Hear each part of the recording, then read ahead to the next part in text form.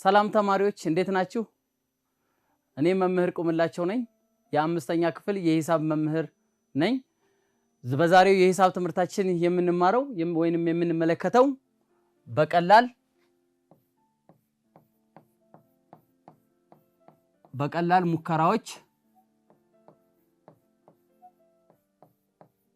ሙከራዎች የመሆን እድልን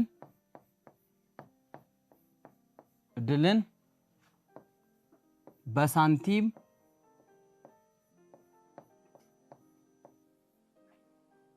እና በባለ 6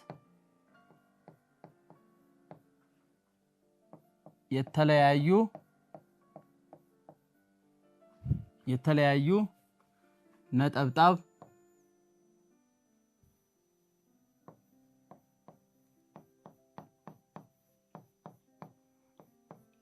ባላቸው ኩብ እና የተለያዩ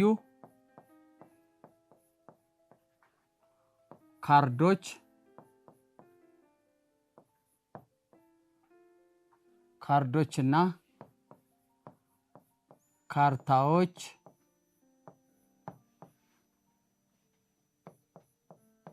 በመጠቀም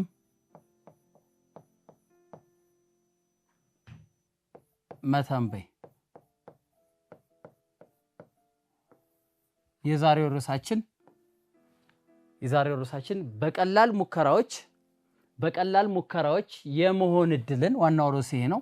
የመሆን እድልን በሳንቲም እና በባለ 6 ገጽ ወይንም ዳይስ በመንለው የተለያዩ ነጠብጣብ መጫወቻ ኩቦች ላይ በተጨማሪም የተለያዩ ቀለማት ባላቸው ካርዶችና ካርታዎችን በማውጣት የመሆን እድልን መወሰን ወይንም መተንበይ ነው። ወደ ዛሬው ክፍለ ጊዜያችን ከመሄዳችን በፊት ከአለፈው የሂሳብ ክፍለ ጊዜ ምን እንደተማርን ታስታውሳላችሁ? በጣም ጥሩ። በባለፈው ክፍለ ጊዜ የተማርነው ስለ አማካይ ነው።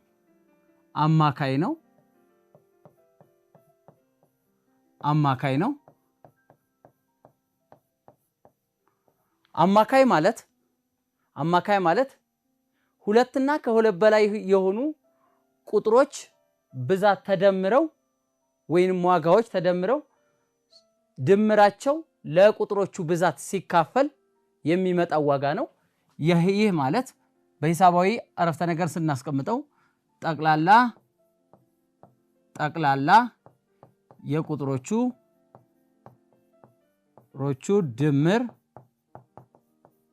ድምር ሲካፈል ለቁጥሮቹ ብዛት ነው። አጠቃላይ ቁጥሮቹ ድምር ሲካፈል ለቁጥሮቹ ብዛት ነው። በተጨማሪም ደግሞ የእንቅስቃሴ ፕሮብሌሞችን ለማየት ሞክረን ነበር። የእንቅስቃሴ ፕሮብሌሞች ላይ አማካይ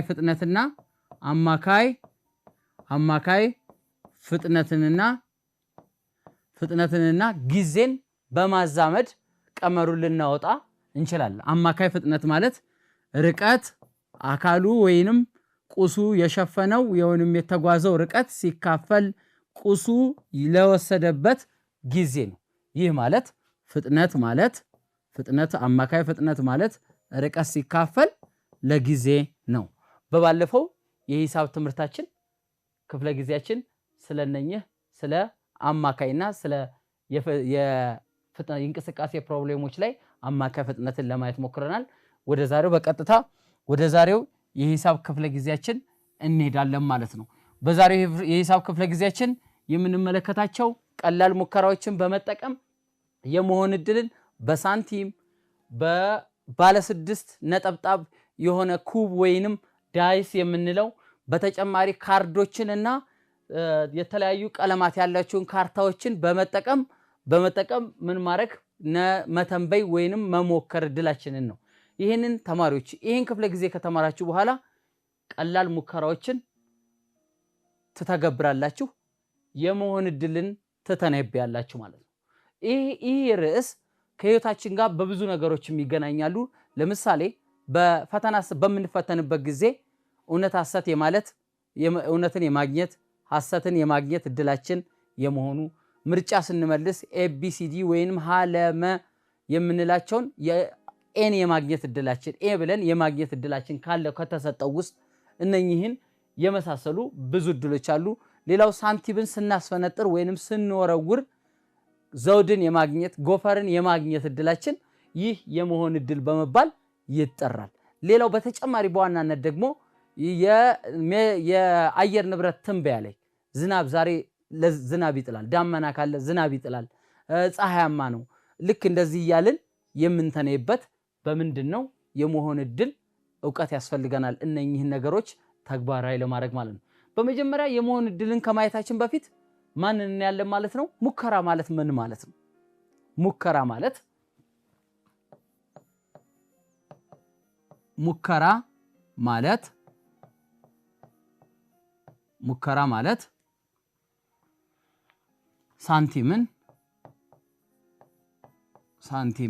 ሳንቲምን መጫወቻ ኩብን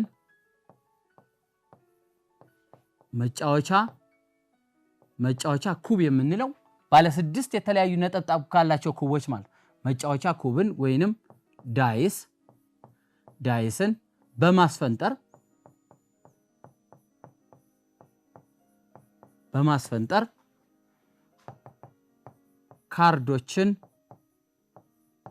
ካርዶችንና ካርታዎችን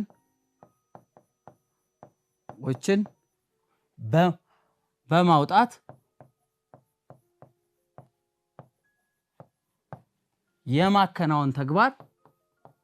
የማከናወን ተግባር የመመልከት ሂደት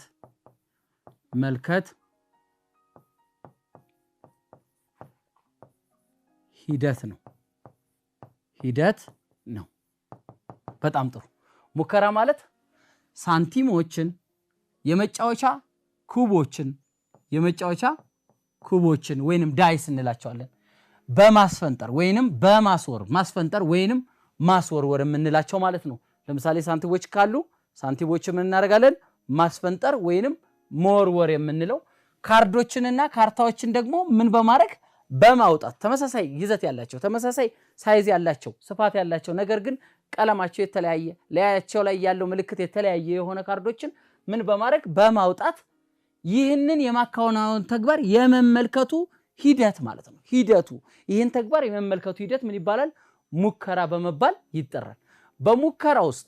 በሙከራ ውስጥ ሊሆኑ የሚችሉ እድሎች ሊታዩ ይባላሉ ማለት ነው። በሙከራ ውስጥ ሊሆኑ የሚችሉት ሙከራዎች ሊታዩ የሚችሉ እድሎች በመባል ይጠራል። በመቀጠል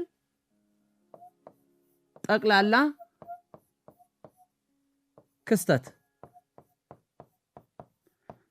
ክስተት ማለት ምን ማለት ነው? ጠቅላላ ክስተት ማለት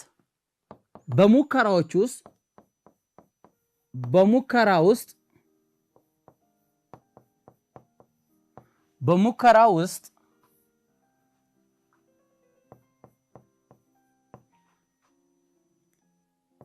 የክስተቱ በሙከራ ውስጥ የአጠቃላይ ክስተቱ ብዛት የአጠቃላይ ላይ ክስተት ብዛት ነው። አንድ ሙከራ በመናከናውንበት ጊዜ ሳንቲም ማስፈንጠር መስወርወር ሊሆን ይችላል። ካርዶችን ማውጣት ሊሆን ይችላል። ዳይሶችን ወይንም ባለ 6 ነጠብጣብ የተለያዩ ነጠብጣብ ያላቸውን ኩቦች ወይንም የመጫወቻ ኩቦች የያዘውን እሱን ማንከባለል ሊሆን ይችላል። በዛ ውስጥ የሚፈጠሩት ሊሆኑ የሚችሉት እያንዳንዱ ክስተት ጠቅላላ ክስተት በመባል ይጠራሉ ማለት ነው። ሌላው ውስን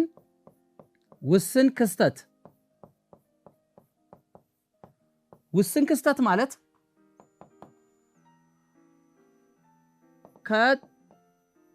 ከጠቅላላ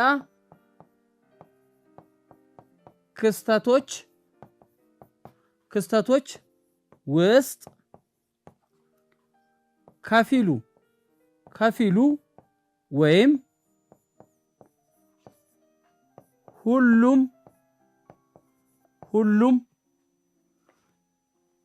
የክስተት ብዛት ነው። የክስተት ወይንም የሙከራ ብዛት ሁሉም የክስተት ብዛት ነው። አንድ ሙከራ ካከናወንን በኋላ እዛ ሙከራ ውስጥ የሚፈጠሩ ክስተቶች አሉ። ጠቅላላ ክስተትና ውስን ክስተት ነው። ውስን ክስተቶች በማን ውስጥ ይገኛሉ? በጠቅላላ ክስተት ውስጥ ይገኛሉ። ከነኛ ክስተት ውስጥ ሁሉም ሊሆን ይችላል። ሁሉም ሙከራዎች ውስጥ የተፈጠሩ ክስተቶች ወይንም ከፊሉም ክስተቶች ሊሆኑ ይችላሉ። የነኛ ብዛት ማን ይባላል? ውስን ክስተት በመባል ይጠራል። ውስን ክስተቶች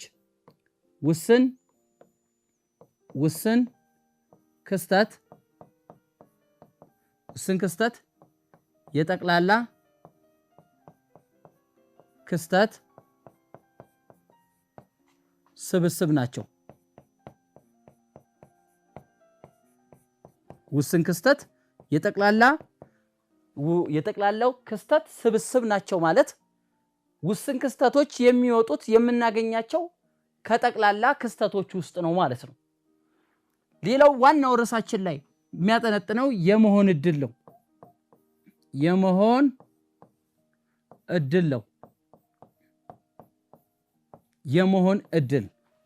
የመሆን እድል ማለት በአንድ ትግበራ ውስጥ ከአጠቃላይ ሙከራችሁ ውስጥ በሙከራ ውስጥ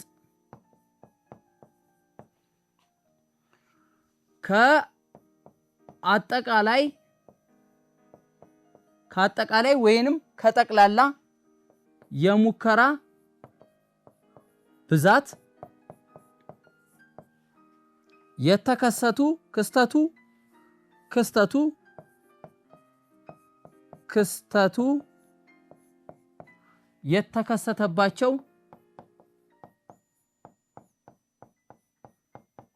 የተከሰተባቸው የሙከራ ብዛት ነው። ምን ማለት ነው? የመሆን እድል ማለት በሙከራ አንድ በምንመለከተው በሙከራ ውስጥ ከጠቅላላ ክስተቱ ውስጥ ክስተቱ የተከሰተባቸው የሙከራ ብዛት ነው። የምንመርጠው ክስተት ከአጠቃላይ ክስተቱ ውስጥ እኛ ሊሆን የሚችለው የመረጥነው የወሰድነው ክስተት እሱ የመሆን እድል በመባል ይጠራል። በሂሳባዊ በቀመር ስናስቀምጠው የመሆን እድል ማለት የመሆን እድል እኩል ይሆናል የውስን ክስተት ብዛት ሲካፈል ለጠቅላላ ክስተት ብዛት ነው። ምን ይላል? የመሆን እድል ማለት የውስን ክስተት ብዛት ሲካፈል ለጠቅላላ ክስተት ብዛት ነው። በጣም ጥሩ። ከኔ ጋር እንደሆናችሁ ተስፋ አደርጋለሁ ተማሪዎች።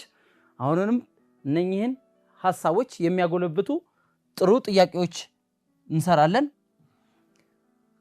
አንድ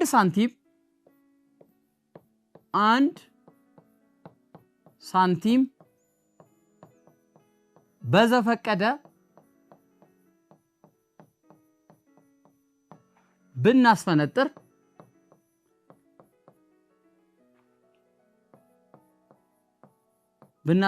በሌላ አገላለጽ ብንወረውር ማለት ነው። ብንወረውር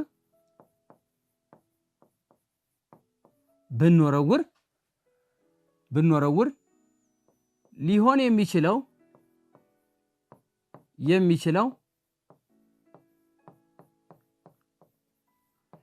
የሚችለው ሳንቲሙ ሲወረወር ወይንም ሳንቲሙ ስናስፈነጥረው ወይን ስንወረውረው አንድ ሳንቲም ማንኛውንም የሀገራችንን ሳንቲም ሁለት ገጽታ አለው። እሱ ሳንቲም ላይ ሁለት ገጽታዎቹ ማና ማን ነው? አንበሳ ስዕል ያለው እሱ አንበሳ ጎፈር ስላለው ጎፈር ነው። ከኋላው ደግሞ ያለው ለምሳሌ ነው ያስኩት ባለ 1 ብር ሳንቲም ነው። ባለ 1 ብር ሳንቲሙ ላይ ከፊቱ ምን አለ? ሚዛን አለ። እሱ ዘውድ ይባላል። ስለዚህ ሳንቲሙ ላይ 2 ገጽታ አለው። አንደኛው አንበሳ ስዕል ያለው ወይም ቅርጽ ያለው ዘውድ ጎፈር ሲባል ያኛው በዛኛው በተቃራኒ በኩል ያለው ደግሞ ዘውድ በመባል ይጠራል። 50 ሳንቲም፣ 10 ሳንቲም፣ 25 ሳንቲም፣ 5 ሳንቲም ሁሉንም ሳንቲሞቻችንን ብንጠቀም በአንበሳው ስዕል በኩል ያለው እሱ ጎፈር ሲባል በተቃራኒው በኩል ደግሞ ያለው ዘውድ በመባል ይጠራል። ስለዚህ አንድ ሳንቲም በዘፈቀደ ማለት ምንም አይነት ቅደም ተከተል ሳናስኬድ ዝም ብለን ምን ብንል ብናስፈነጥር ብንወረውር በዚህ ያርፋል ሳንል ብንወረውር ልናገኘው የምንችለው ዘውድና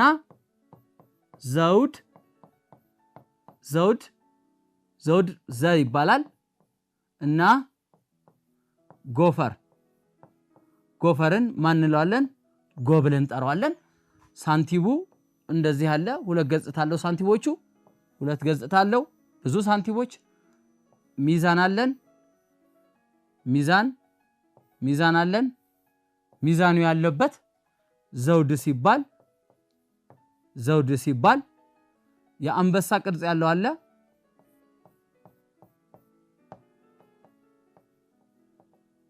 የአንበሳ ቅርጽ ያለው አለ። እሱ ደግሞ ጎፈር በመባል ይጠራል ማለት ነው። ስለዚህ ሳንቲሙ ሊወርቅ የሚችለው እድል የመሆን እድሉ ክስተቶቹና ማን ናቸው? ዘውድና ጎፈር ናቸው ማለት ነው። በጣም ጥሩ ተማሪዎች። በተጨማሪ ምሳሌ እናያለን። ለምሳሌ አንድ ሳንቲም ወደ ላይ ብንወረውር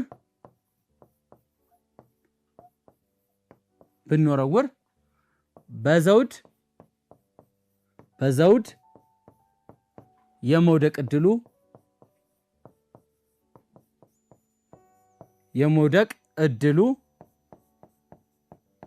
እድል ስንተኛ ነው? ስንተኛ ነው? ግልጽ ጥያቄ ነው።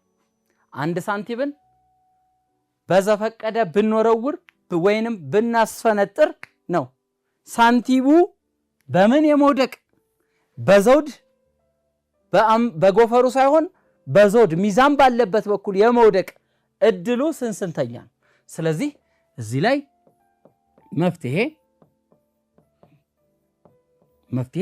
መጀመሪያ ከዚህ ጥያቄ ላይ የምንረዳው እስካሁን የተረጎምናቸውን ወይም ትርጓሜ የሰጠናቸውን ቃላቶች ስናይ ሙከራው ምንድን ነው?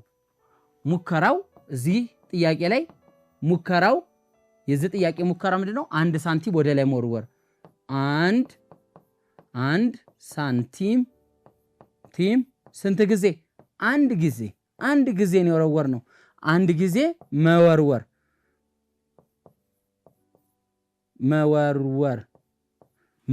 አንድ ጊዜ መወርወር። ይሄ ነው ሙከራ የሰራ ነው። ከዚህ ሙከራ ውስጥ ሊታይ የሚችለው ሊሆን የሚችለው ማን ነው? ዘውድ ነው። ሳንቲሙ ሊታይ የሚችለው ብለን የተነበይ ነው የሞከር ነው ማን ነው? ዘውድ ነው። ጠቅላላ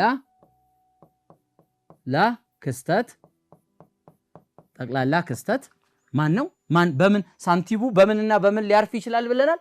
ወይም በዘውድ ወይንም በጎፈር። ዘውድ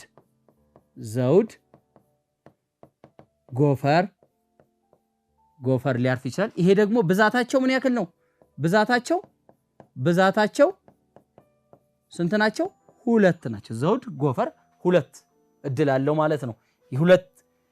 ሌላው ውስን ክስተት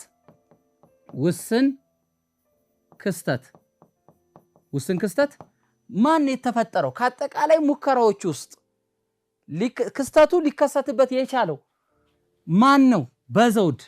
በዘውድ ነው ሊያርፍ የቻለው። ዘውድ ብዛቱ ስንት ነው? ይሄ ዘውድ ብዛቱ ስንት ነው? 1 ነው። ከዛ ወደ ጥያቄያችን ወደ ተጠየቅነው ጥያቄ እንገባለን ማለት ነው። ጥያቄያችን የሚለው በዘውድ የመውደቅ የማረፉ ዘውድን የማግኘት እድላችን ነው የሚለው። ስለዚህ የመሆን እድል ማለት የመሆን እድል ማለት የመሆን እድል ማለት ወይንም የመሆን እድል ማለት አጠቃላይ ውስን ክስተት ለጠቅላላ ላላ ክስተት ብዛት ሲካፈል ነው። ያ ማለት የመሆን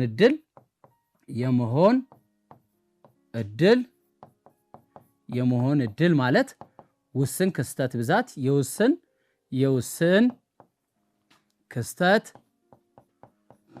ብዛት ሲካፈል ለጠቅላላ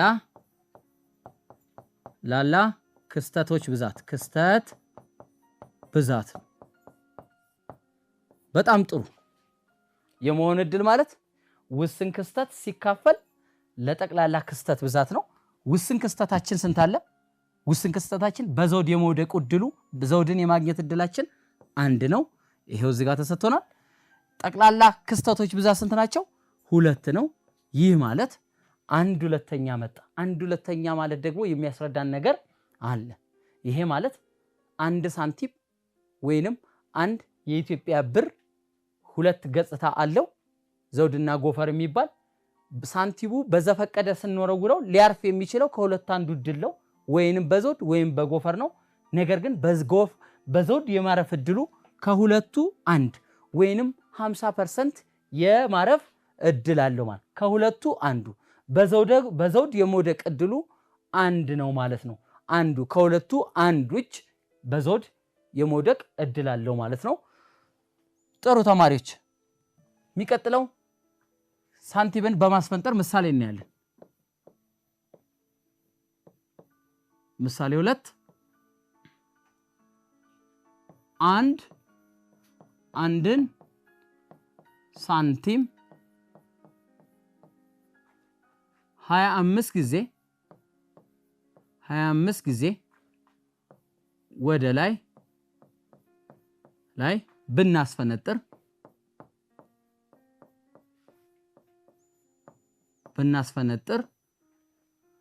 ብናስፈነጥር እና 10 ጊዜ በዘውድ እና 15 ጊዜ በጎፈር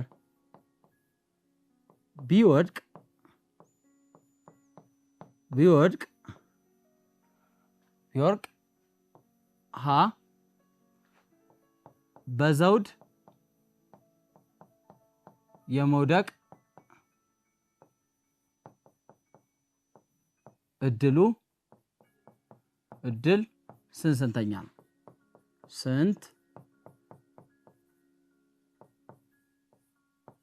ስንተኛ ነው? በጎፈር የመውደቅ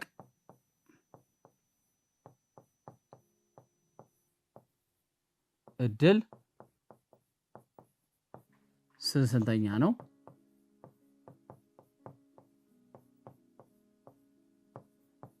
በጣም ጥሩ ተማሪዎች፣ አሁንም እንደቀድሙ 1 ሳንቲም ነው ወደ ላይ ያስፈነጠርነው። አንድ ሳንቲም ነው። ይሄን 1 ሳንቲም ስንት ጊዜ ነው ወደ ላይ ያስፈነጠርነው? 25 ጊዜ ነው። ስለዚህ ሙከራው ምንድነው? ሙከራው በተግባሩ ላይ ሊታዩ የሚችሉ ምንድነው? 25 ጊዜ አንድን ሳንቲም 25 ጊዜ ወደ ላይ ማስፈንጠር ወይም መወርወር። ማስፈንጠር የሰራነው ሙከራ ተግባር ምንድነው? አንድን ሳንቲም 25 ጊዜ አንድ ጊዜ ከወረወርን በኋላ ድጋሚ እያደረግን በሚያርፈው ክስተት 25 ጊዜ መወርወር ችለናል። ከዛ ውስጥ ሙከራው ይሄ ነው አጠቃላይ ክስተቱ አጠቃላይ ላይ ክስተት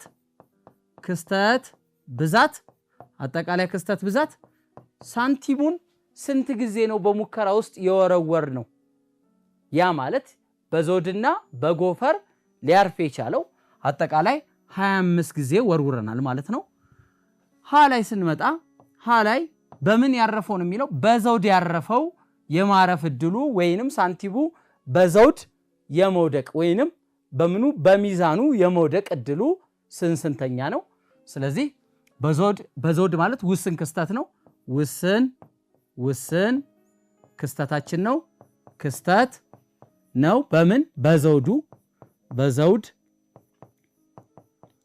የመውደቅ ስንት ጊዜ በዘውድ ይወድቋል 10 ጊዜ ይወድቋል ስለዚህ ወደ ጥያቄ የመሆን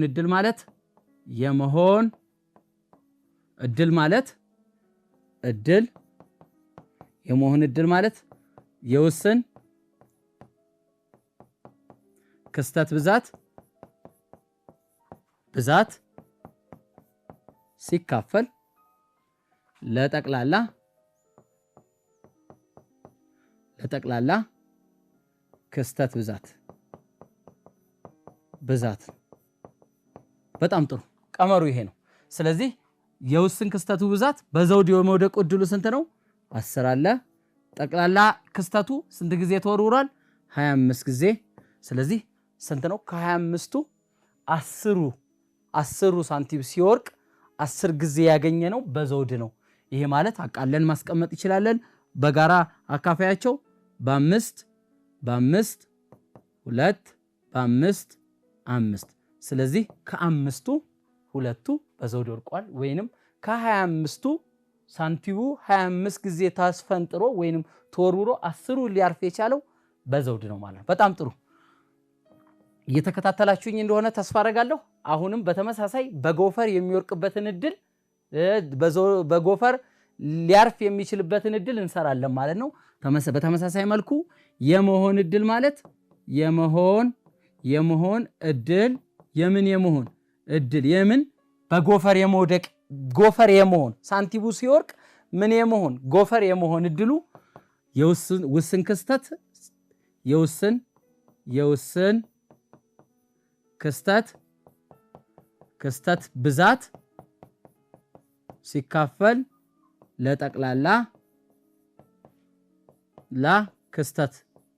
ክስተት ብዛት ስለዚህ በተመሳሳይ የውስን ክስተት ብዛት ሲል በዚህ ጥያቄ ላይ በጎፈር የማር ውስን ክስተት ማለት ከአጠቃላይ ክስተቱ ውስጥ ክስተቱ ሙከራው ከፊሉ ወይንም የተወሰነው ማለት ነው ስለዚህ ውስን ክስተቱ ስንት ነው በጎፈር የማረፍ እድሉ በጎፈር ስንት ነው በጎፈር ስንት አርግቷል 15 አጠቃላይ ክስተቱ ደግሞ ስንት ነው 25 ስለዚህ ከ25ቱ 15ቱ ሳንቲም ሲወርቅ 15ቱ ገጽታው የላይኛው ገጽታው ሳንቲሙ ያረፈው በምንድነው ማለት ነው በጎፈር ነው ማለት ነው ስናቃልለው ደግሞ በ5 3 5 ወይንም 5 ጊዜ ሳንቲሙ ወርቆ በዘፈቀደ ተስፈንጥሮ 3ቱ እጅ ጎፈር መሆኑን ያሳየናል ማለት ነው ጥሩ ተማሪዎች ወደሚቀጥለው ሐሳብ ደግሞ እንሄዳለን የሚቀጥለው ሐሳብ የመጫወቻ ኩብ የሚባለው የመጫወቻ ኩብ ማለት ቤታችሁ አካባቢያችሁ ላይ ትምህርት ቤቶቹ ላይ አይታችሁ ሊሆን ይችላል የመጫወቻ ኩብ የኩብ ገጽታ ባለ 6 ገጽ ያለው የመጫወቻ ነው ስድስቱም ገጽ ላይ የተለያዩ ነጠብጣብ ያሉት ከ1 እስከ 6 ነጠብጣብ ያሉት ለመሆን እድልን ለመተንበይ ለመጫወት የሚጠቅም ነው ስለዚህ የመጫወቻ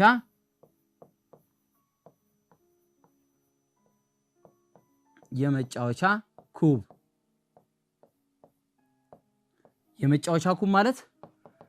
ማለት ባለ 6 ገጽ እና በስድስቱ ገጾች ላይ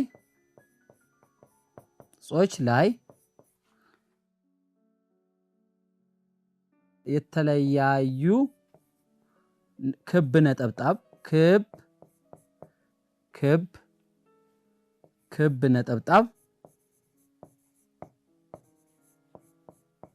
ነጠብጣብ ያለው የጠጣር ምስል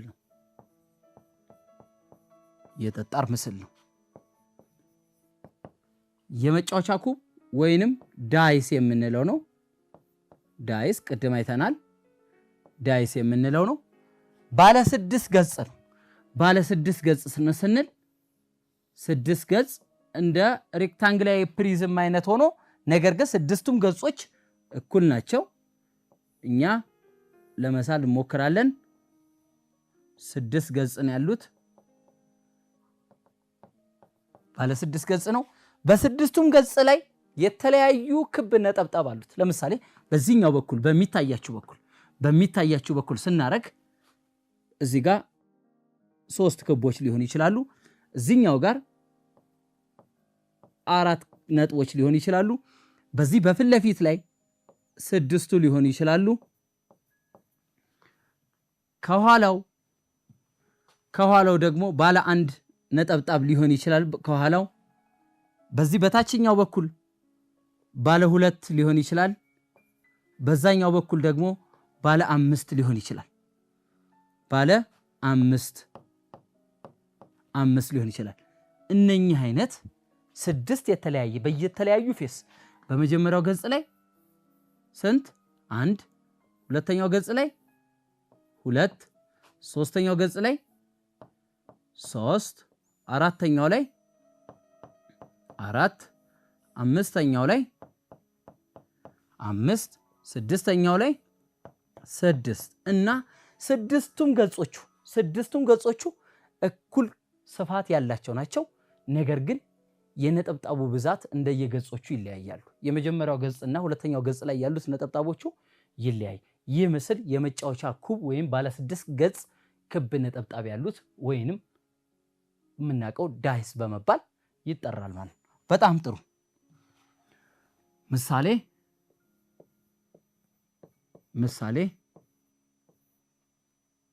አንድ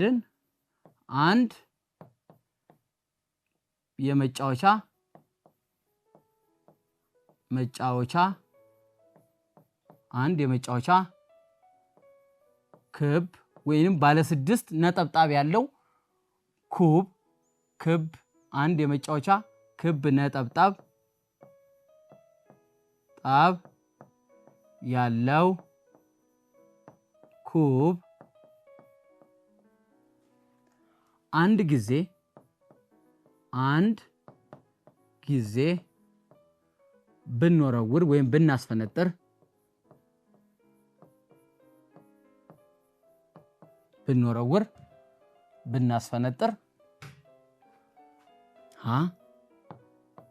በተጋማሽ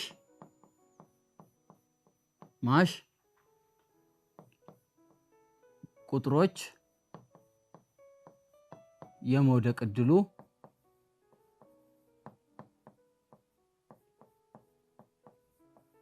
እድሉ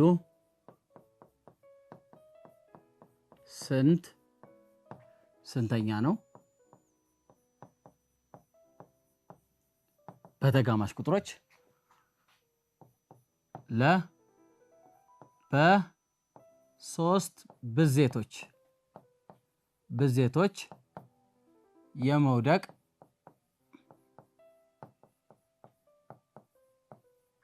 እድሉ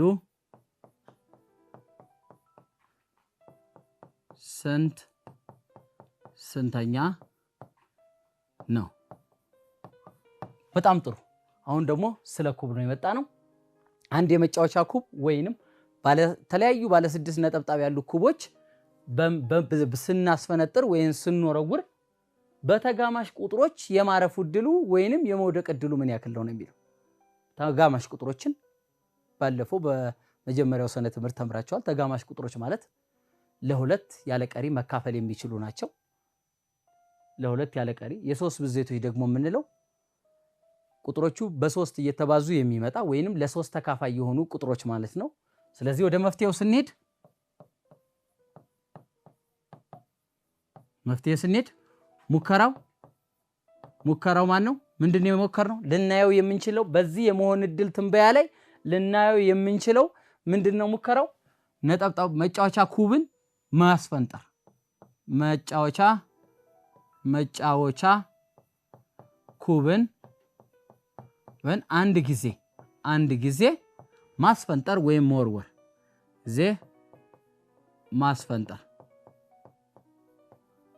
ማስፈንጠር ነው። ወደ ሀ ስንመጣ ከሙከራው ደግሞ ጠቅላላ ክስተት ምንድነው? ጠቅላላ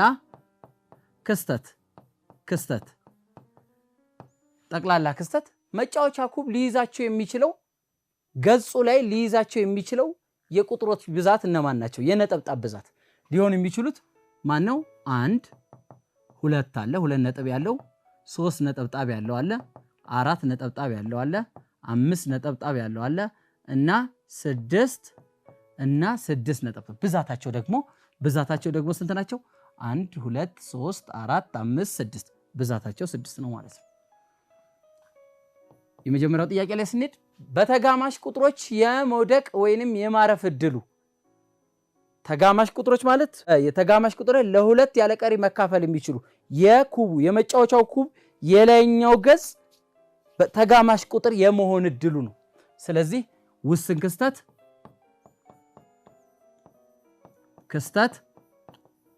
እነማን ናቸው? ውስን ክስተቶቹ ከነኚህ ከተሰጡት በኩቡ ላይ ሊያርፉ ከሚችሉ ገጾቹ ላይ ሊያርፉ ከሚችሉት ከ1 2 3 4 5 6 ከነኚህ ውስጥ በተጋማሽ ቁጥሮች ሊያርፉ የሚችሉት እነማን ናቸው? ተጋማሽ ቁጥሮች የምንላቸው 2 4 እና 6 ናቸው። 2ም 4ም 6ም ለሁለት ያለ ቀሪ የሚካፈሉ ቁጥሮች ስለሆኑ ስለዚህ እነማን ናቸው? 2 4 6 ብዛታቸው ስንት ነው? ስንቆጥራቸው 1 2 3 ናቸው። በጣም ጥሩ። ጠቅላላ ክስተት ስንት አለን? 6 አለን። ስለዚህ የመሆን እድል ወይም በተጋማሽ ቁጥር የመውደቅ እድላቸው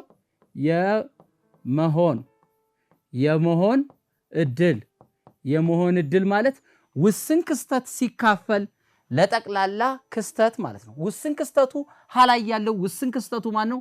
በተጋማሽ ቁጥሮች የመሆን እድል ስንት ነው? 3 ነው። ጠቅላላ ክስተት ደግሞ ከአጠቃላይ በሙከራ ውስጥ ሙከራው ላይ ሊከሰቱ የሚችሉ የክስተት ብዛት ናቸው። ስንት ናቸው? 6 ነው። 3 6ኛ ይላል። ስለዚህ ስናቃልለው በ3 1 በ3 2 ይህ ማለት በ10 ልጆች ስናስቀምጠው 1/2 ማለት 0.5 ነው። ይሄ 1/2 ማለት ከሁለቱ በዘፈቀደ ስንሰራ ከሁለቱ በተጋማሽ ከአጠቃላይ ከ1 እስከ 6 ከሚያርፉ በሁለቱ አንዱ የምንድነው? የመሆን እድል ነው ማለት ነው። በጣም ጥሩ። የሶስት ብዜቶች የመውደቅ እድል ይሄም ውስን ክስተት ነው። ውስን ክስተት ነው። ክስተት ወይንም የመሆን እድሉ ምን ብለን ውስን ክስተቱ ምን ብለን የሶስት ብዜት የመሆን እድሉ ማለት ይቻላል። የሶስት ብዜት የመሆን ማለት ነው። እነኚህ ማን ናቸው? ከነኚህ ከተሰጡን ውስጥ የሶስት ብዜቶቹ እነማን ናቸው? የሶስት ብዜት ማን አለው? 3 ጊዜ የሶስት ብዜት የምንላቸው 3 ሲባዛ በ1 3 ሲባዛ በ2 3 ጊዜ 1 3 ነው። 3 ጊዜ 2 6 ነው። ከዚህ በላይ የሉንም ቁጥሮች። ስለዚህ የሶስት ብዜቶቹ ከዚህ ውስጥ እነማን ናቸው? 3 እና በድጋሚ ማን አለ እዚህ 6 አሉ ማለት ነው። ስለዚህ የሶስት ብዜቶች እነማን ናቸው? 3 እና 6 ናቸው። ብዛታቸው ስንት ነው? እነኚህ ስንት ናቸው? 2 ቁጥሮች ናቸው። በተጋማሽ ቁጥሮች ሲያርፍ 2 የመሆን እድል ማለት ዳይሱ ወይንም የመጫወቻ ኩቡ ሲያርፍ እንደዚህ ማለት ነው። 2 ነጥብ ይኖረዋል ማለት ነው። 6ም እንደገና በ6 ነጥብ ይኖረዋል ማለት ነው። ስለዚህ የመሆን እድል ማለት ውስን ክስተት ሲካፈል ለጠቅላላ ክስተት። ውስን ክስተት ስንት ነው? 2 አለን። ጠቅላላ ክስተት ስንት አለን? 6 አለን።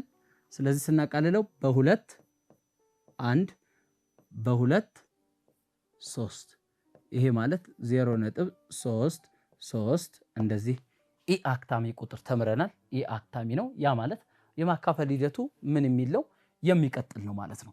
ስለዚህ እነኚህን ሌላ በተጨማሪ ለቤት ስራችሁ የሚሆን ቤት ከቤተሰብ ጋር የምትሰሩት አንድ ጥያቄ እሰጣለሁ ማለት ነው። የክፍል ስራ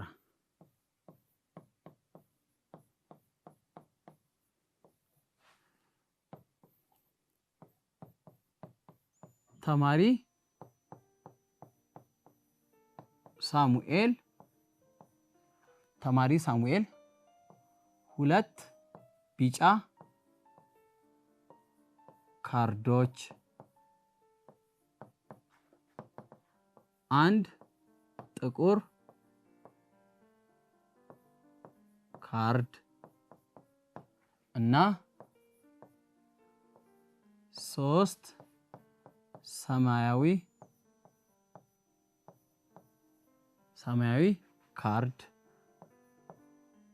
ካርዶች ቢያወጣ አንደኛ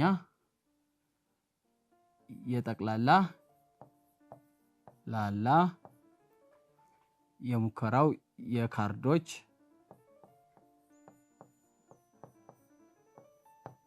ብዛት ስንት ነው?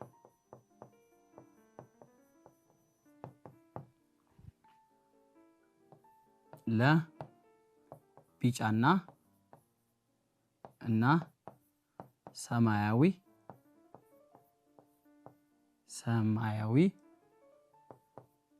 ካርዶች የማውጣት እድሉ ስንተኛ ነው?